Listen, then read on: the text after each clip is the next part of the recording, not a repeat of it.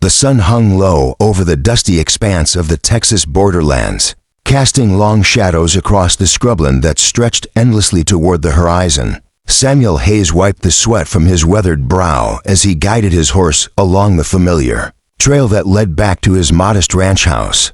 The day had been long and fruitless, another search for strays that had wandered too far from the safety of his property. At 62, Sam had grown accustomed to the solitary life of a rancher, but lately, the isolation seemed to press down on him with an almost physical weight. The Apache raids had been increasing in recent months, and many of his neighbors had packed up and moved closer to the safety of the settlements. Sam remained stubborn as the mesquite trees that dotted his land, unwilling to abandon the life he had built with his late wife, Margaret. 3 years had passed since fever had taken her, and in that time, the ranch had become both his sanctuary and his prison. As his horse picked its way carefully through a grove of cottonwoods near Willow Creek, Sam noticed something that made his blood run cold. There, hanging from the sturdy branch of an old oak tree, was a small figure. His heart hammered against his ribs as he spurred his horse forward, fearing the worst.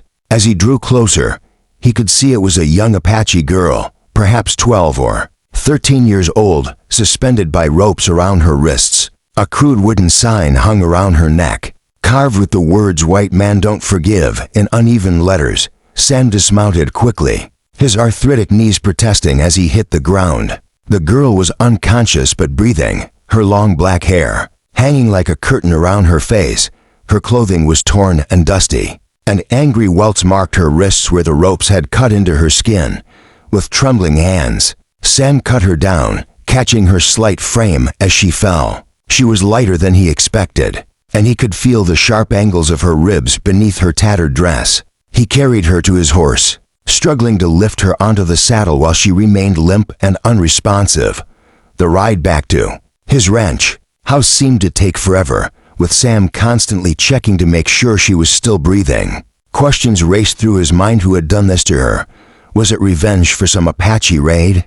Or was it meant as a warning to him specifically? Back at the ranch, Sam laid the girl on his wife's old bed. The first time anyone had occupied it since Margaret's death. He fetched water and clean cloths, gently cleaning the dirt and dried blood from her face and hands. As he worked, he studied her features: high cheekbones, a strong jaw, and skin the color of burnished copper. She was beautiful in the way that desert flowers were beautiful, resilient and perfectly adapted to harsh conditions. When she finally stirred, her dark eyes opened wide with terror. She tried to bolt upright, but Sam gently pressed her back down, speaking in the soothing tones he had once used with spooked horses. "Easy there, little one. You're safe now. No one's going to hurt you." She didn't understand his words, but something in his tone seemed to calm her slightly. She watched him with the wariness of a wild animal, ready to flee at the first sign of danger. Over the following days, Sam tended to her injuries and tried to communicate through gestures and simple words. He learned that her name sounded something like Ayana, which he later discovered meant eternal blossom in her language. She had been traveling with her family when they were attacked by a group of white settlers, seeking revenge for a recent raid on their wagon train. Her parents and younger brother had been killed, and she had been left as a warning to other Apache tribes. Gradually, Ayana began to trust Sam. She helped with small tasks around the ranch, proving herself surprisingly capable despite her young age. She could track animals, identify edible plants, and had an intuitive understanding of the land that amazed Sam in return. He taught her English words and showed her how to tend to the cattle and horses. The isolation that had once oppressed Sam began to feel like protection.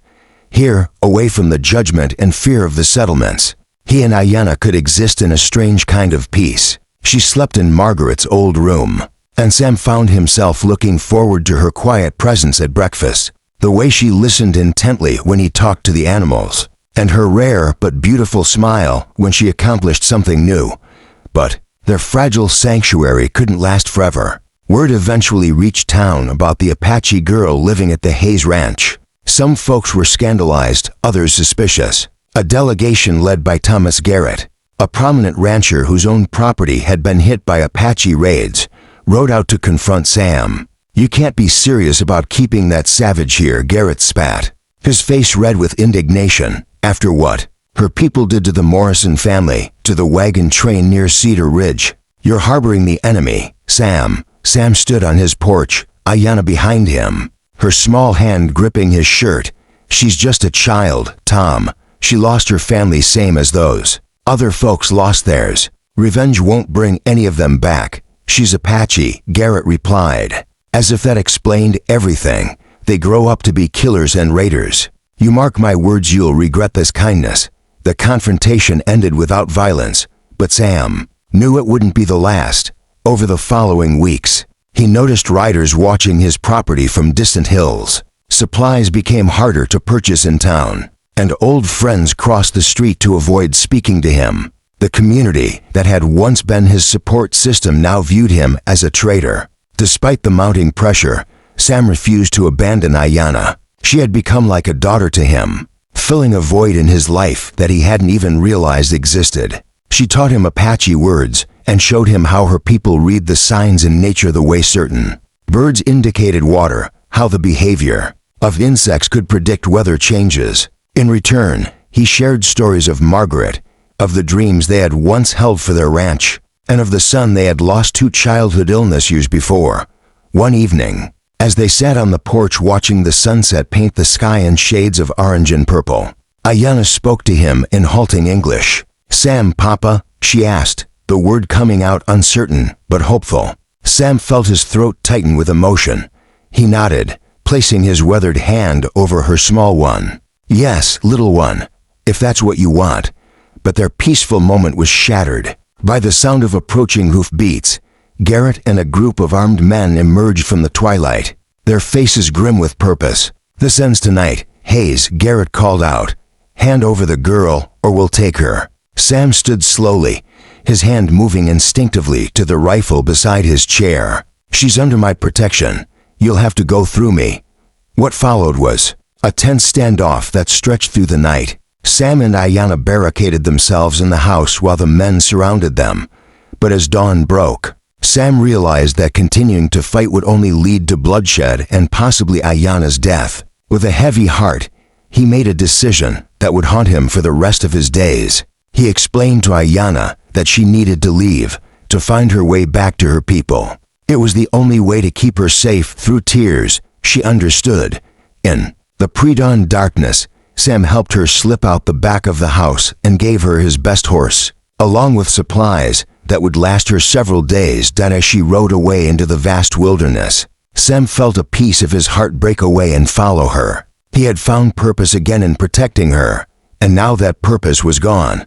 The men eventually left when they discovered the girl was no longer there, but they warned Sam that his reputation in the community was forever damaged. Years passed, and Sam continued to work his ranch alone. Sometimes, on clear nights, he would sit on his porch and wonder what had become of Ayanna.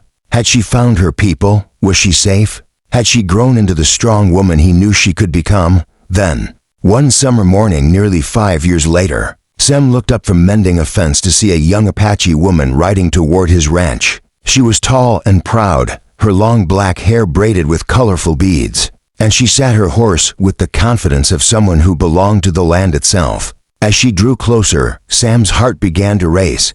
"Sam, Papa," she said, dismounting gracefully. It was Ayanna, now grown into a beautiful young woman. But with the same warm eyes he remembered, she had come to thank him. She explained in fluent English, for saving her life and treating her with kindness when others would have shown only hatred. She had found her surviving relatives and was now married to a good man from a neighboring tribe. But she had never forgotten the lonely rancher who had risked everything to protect a child who wasn't his own. They spent 3 days together, sharing stories and memories.